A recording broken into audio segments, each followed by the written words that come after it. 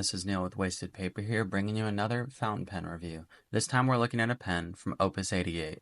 This is a brand that I've never used, and this is actually my first time getting to use them. I'm going to give a shout out to Goldspot because they gave me this pen for a review.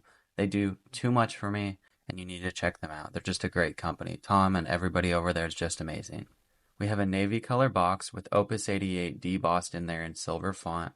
On the back side here, you have what pen I have, and it is an eyedropper pen. This will be my first one that's an eyedropper pen, so I'm excited to try that out. Inside the box, we have instructions on how to fill the pen with some pretty clear imagery. I think I can understand how to do this pretty well, and we're going to see later if I make a mess. In the box, there was an eyedropper, and there was this extra O-ring. I'm assuming that's a spare in case you lose one or break one, but I don't really know where that would go just yet. So I threw it on here. I don't think it's made to go there. I just did it so I don't lose it. That's really small, and I could see myself losing that. As you can tell, this is a fall-themed pen, which I'm pretty excited about because it's like the perfect time for it. My wife already saw this and wants it herself, so we'll talk about that later. But on the bottom here, you have a clear body with this pattern printed on it, but you can see through the leaves, so you can see the internal mechanism, which I'm excited to see the actual ink in there. I think it's going to look good. Then to the top, they keep that same pattern, but it's no longer translucent. It looks like it's black cap here, and they just fully print it on the top. Starting at the top, you have a black finial that's pretty smooth. You have a pretty wide silver clip that's fairly easy to actuate. I'm excited to try that out. You have a silver cap band that has their logo. I think it's engraved in it. It's very lightly, but it feels like it is. It says Opus 88, and it's almost like a mirror reflective. You can see my ceiling.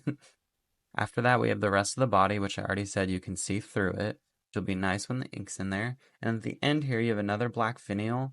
This is actually a shutoff valve. It spins and is reminiscent of a piston, but from what I've looked into, this is just a shutoff valve. It stops your ink from flowing. The pen unscrews with 2 3/4 turn, and then we reveal the nib. So you have a black grip section here as well. It's fairly small, but not so much that I feel like I'm going to lose it. We'll kind of know once we do the writing sample. And then you have your nib, which is a Yovo style nib. Has their branding on it. It says Opus 88, and this is a broad, which I'm excited to show the ink I have that's special for this. The pen uncaps in 2 3/4 turn. You have what looks to be a Yovo style nib. It says Opus 88. This is a broad. I'm excited to try that out. Has a plastic feed that looks a little different, maybe a bit more rounded and curved up than I'm used to seeing, so we'll check that out. You have a black grip that is the same material as these end caps, and top finial. It's pretty smooth. We'll see how it goes with writing. And then you have clear threads here because it matches that translucent body.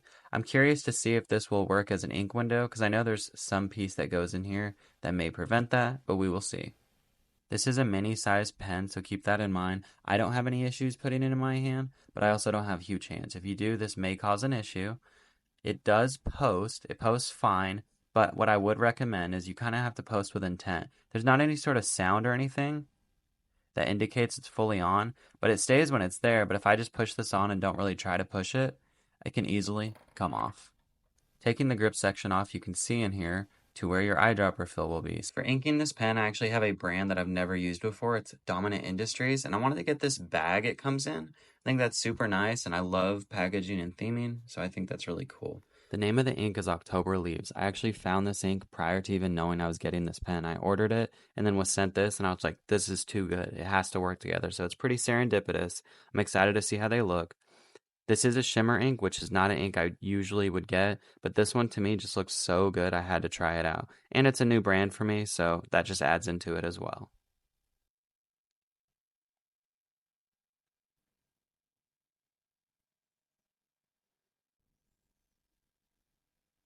For my writing sample, we're going with my Maruman notebook. I did an unboxing on this one a while back. Been a big fan of it so far. I like the vertical flip.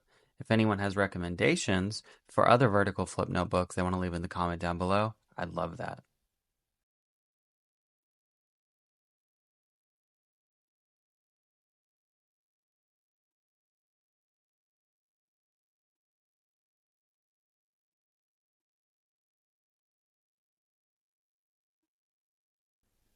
As for flex, this is with no pressure. This is with, none, with, none.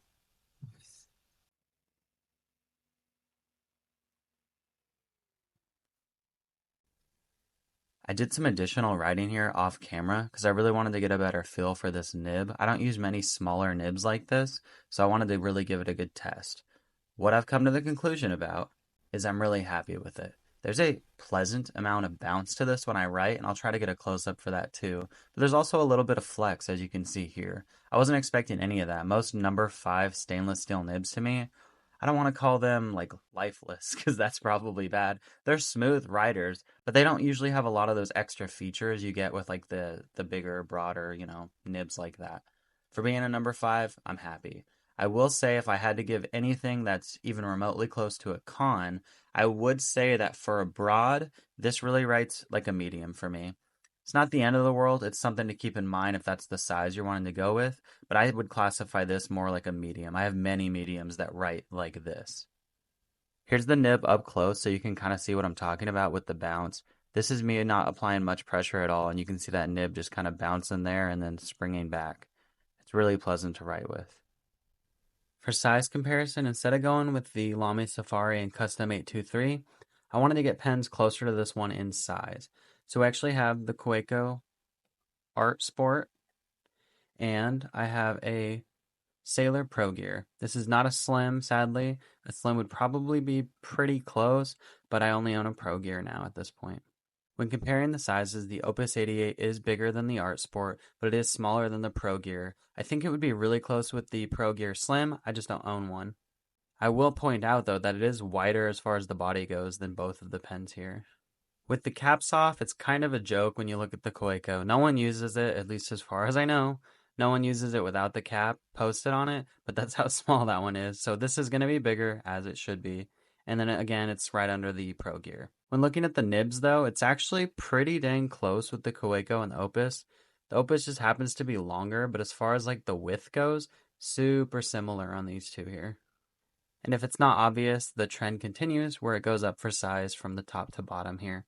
The grip on the Opus 88 is actually super close to the Sailor, but the Opus does taper all the way down, whereas the Sailor has that little lip at the end right there. A few things of note that I want to be sure to get in here is you do get to see that ink through there. You can see that shimmer in there, which looks really nice and really fits the theme. I really like that. For those of you with keen eyes, you may have already noticed this, but I want to point it out for everybody else. This section right here was clear prior to inking the pen, which means to me, this is an ink window. You can tell there's ink in here because it's now changed colors. It's a bit frosted when your pen's empty, so it's not like the most transparent, but I think it's clear and obvious at least that there's ink in this now. Goldspot just now sent me an email while I was actually in the middle of editing this, and it has more information I really actually do want to include in there. So one, the graphic designer of this pattern, this fall theme that looks amazing, their name is Tracy Marcioli. I hope I pronounced that correctly, which seems to be an artist that they've worked with in the past on some of their other collabs. They worked on the Celestial Zodiac, the Blizzard, the Sakura, which is one I actually really like, and Baby Beluga, as well as some Retro 51 designs.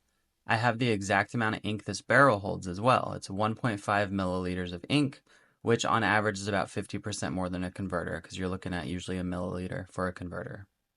And the last bit of information I did not know, this pen is only going to be available on Goldspot's website as it is a retailer exclusive.